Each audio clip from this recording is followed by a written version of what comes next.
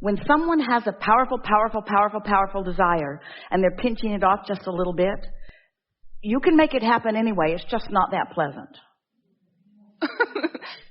So rather than goose up the desire so that you get it anyway, why not keep the desire steady and just work on softening the resistance? That's where you are at. Your desire is in a really strong place. Your attraction power is in a really strong place. Your pipes are mostly open. Just don't worry so much about what anybody else thinks about it. And when somebody wants proof about something, it's often not proof to themselves, because your own emotions and the events that are unfolding give you that. It's wanting to show others. And that's the part that we would like all of you to give up. You remember how Jerry used to say you want to throw the ball? You want your basket to be out there far enough that when you hit it, good for me, but not so far that you don't believe you can't hit it. That's that balance between desire and belief, isn't it? That's what that story was about. So if I don't feel like it's too far, but then it isn't. Then why did it only take? I had 2 desires that I wrote down, large amounts of money, and they manifested. An avenue for them to manifest came in about 2 weeks. So I did that twice, and this third time around, I wrote a bigger number. I didn't do the millions because that was too far, but I did something in the middle, and I haven't seen it yet, or an avenue for it to come.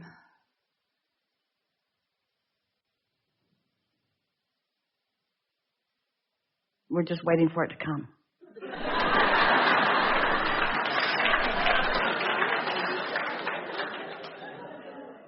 Is there another chair?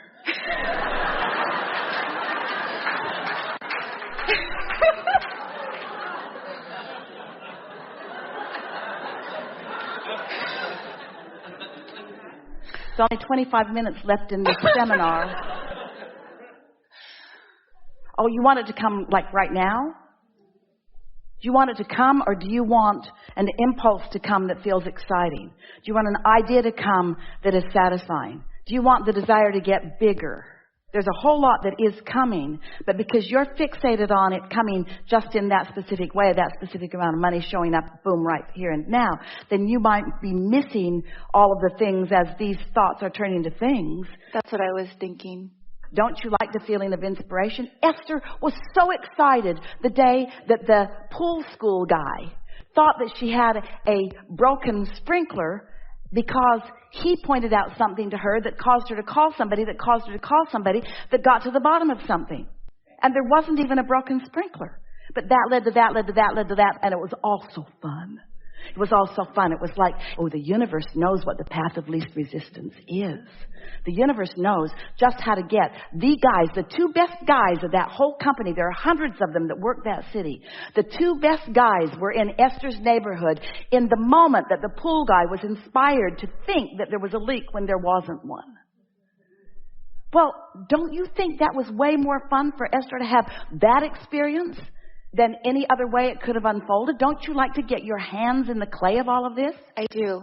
Yeah. And I've experienced it. Yeah. And it's so amazing. Just don't take score too soon. And don't take score of the manifestation.